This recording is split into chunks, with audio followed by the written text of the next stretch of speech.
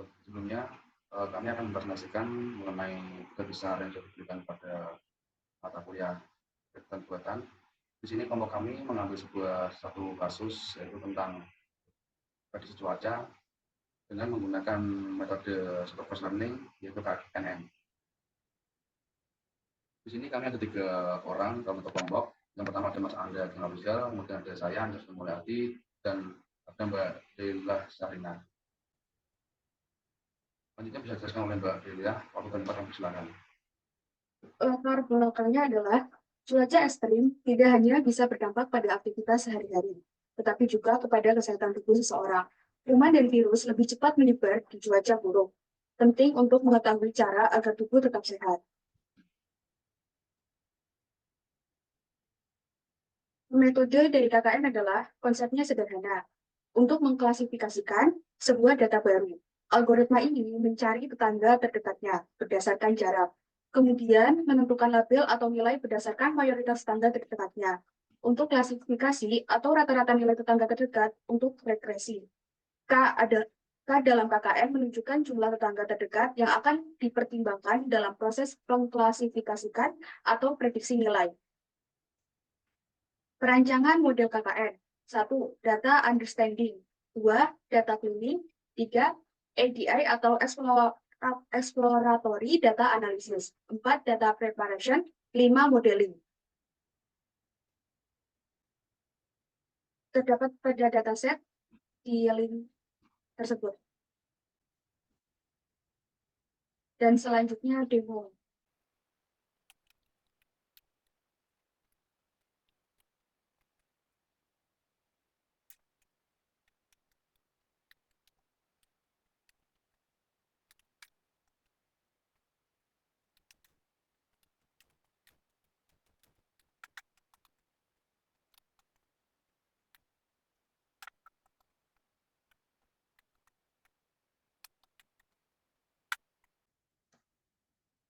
Oke, di sini saya akan menjelaskan sedikit mengenai sintak mudah.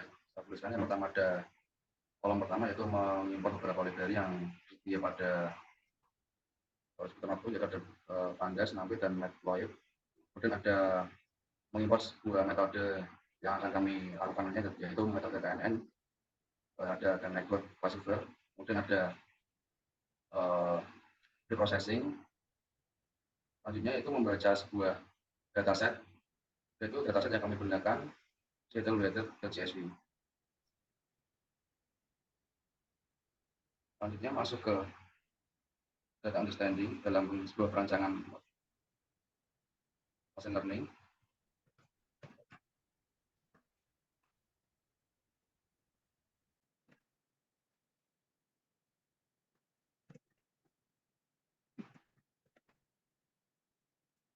Di sini perintah print dataset untuk mempresentasikan mengenai jumlah baris dan kolom yang ada pada dataset. Di sini ada 1461 baris dan terdapat 6 kolom. Kolom date, precipitation, temperature max, temperature min, wind, dan weather. Selanjutnya itu perintah data frame info. Di sini digunakan untuk melihat tipe data. Yang pertama ada data object dan data float.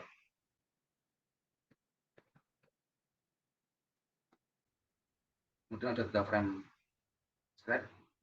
Di sini untuk mempresentasikan sebagai nilai penting pada data. Salah satu contoh itu di suhu maksimal. Di sini terdapat suhu tertinggi yaitu di angka 35.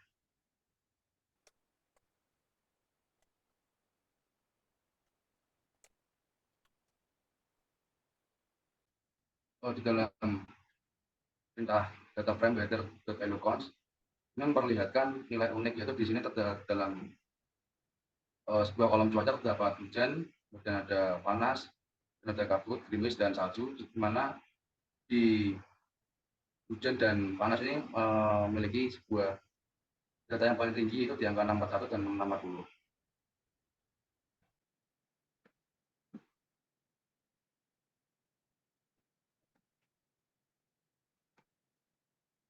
Dan ini merupakan sebuah perintah spot, yaitu sebuah untuk memvisualisasikan kolom cuaca dalam bentuk diagram.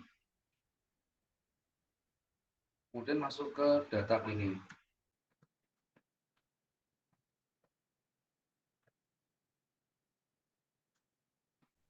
Di dalam perintah data frame is null.sum, perintah ini digunakan untuk mencari sebuah nilai yang kosong, di mana di sebuah kolom yang ada pada dataset ini tidak memiliki nilai yang kosong. Jadi lanjut ke perintah berikutnya, yaitu mencari data yang duplikat atau data yang ganda.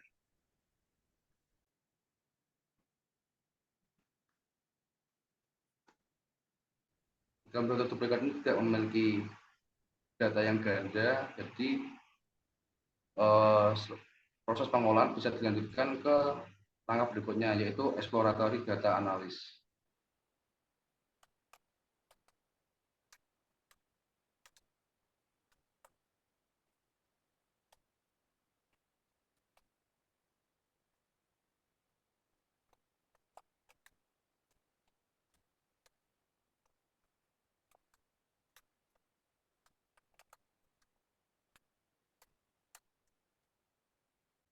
Oke, di dalam langkah berikutnya itu exploratory data analysis.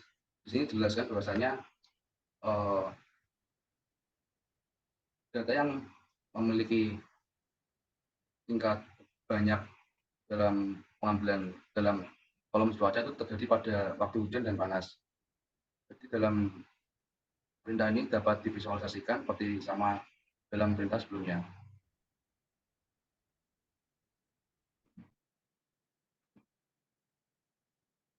Selanjutnya masuk ke data preparation.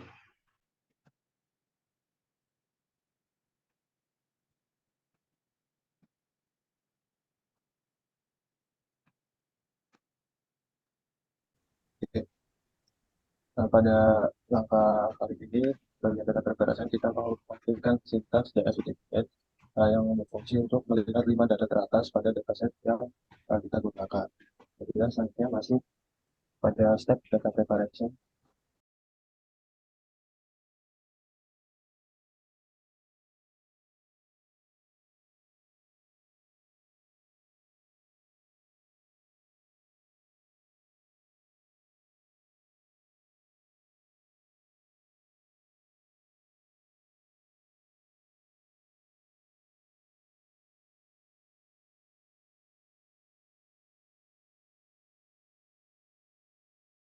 Uh, jadi di langkah selanjutnya yaitu kita mengimport label encoder pada library sklearn yang berfungsi untuk mengubah data kategori menuju data numerik. Karena untuk proses kali ini kita tidak bisa menggunakan data yang bertipe string, objek atau lain-lainnya. Kita hanya bisa menggunakan data yang bertipe numerik.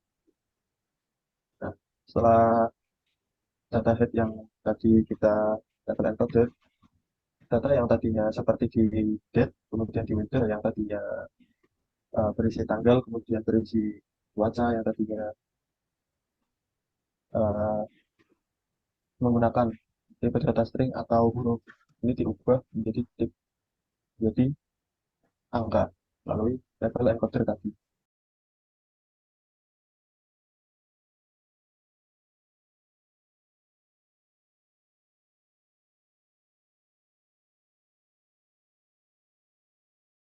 Di langkah selanjutnya yaitu kita uh, splitting atau pembagian data. Jadi kita membagi data uh, ke sumbu X dan sumbu Y yang nantinya kita akan gunakan untuk dijadikan sebagai data yang akan kita training.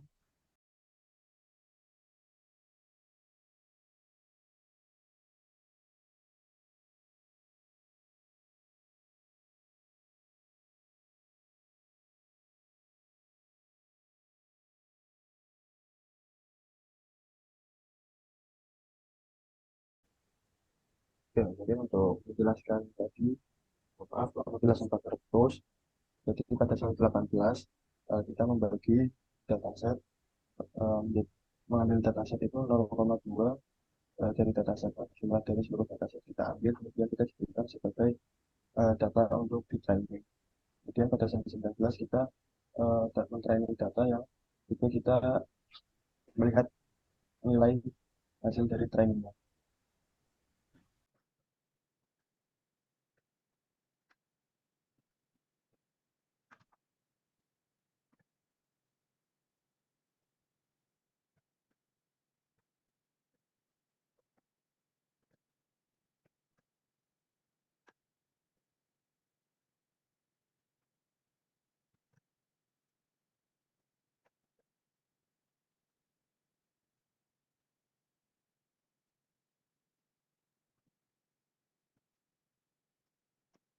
Langkah selanjutnya yaitu kita membuat model untuk digunakan. Model kali ini kita mengimpor langsung dari scikit-learn, di mana kita mengimport fungsi dari K-Neighbor Classifier.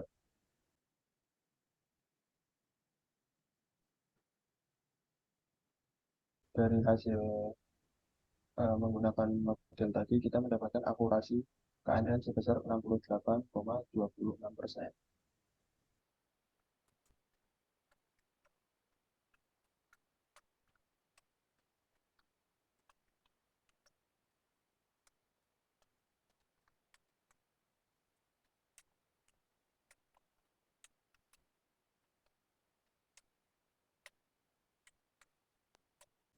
Oke, pada sel ke-25, kita membangun sebuah model yang digunakan untuk prediksi yang selanjutnya. Model tersebut kita langsung ambil dari K-Neighbor Classifier dari scikit-learn. Langkah-langkahnya itu kita mulai untuk menginisiasi objek classifier sebagai model KN dengan N-nya itu 3. Jadi kita menggunakan 3 tetangga terdekat yang digunakan sebagai acuan, kurang lebih itu. Kemudian pelatihan model data yang sebelumnya dipisahkan pada X-Range dan Y-Range sebagai target digunakan untuk melatih model menggunakan metode fit. Proses pelatihan ini memiliki model untuk mempelajari pola dan hubungan antara fitur dan label yang terkait.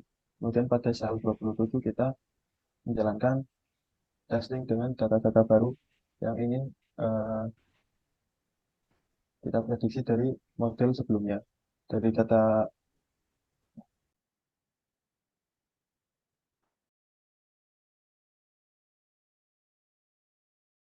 dari data tersebut kita bisa memprediksi hasil dari data tersebut yaitu uh, 2 nilai 2, yang mana pada nilai 2 dapat diartikan sebagai rain atau hujan, yang tadinya itu sudah kita label encodikan untuk agar bernilai 2 untuk kategori hujan atau rain.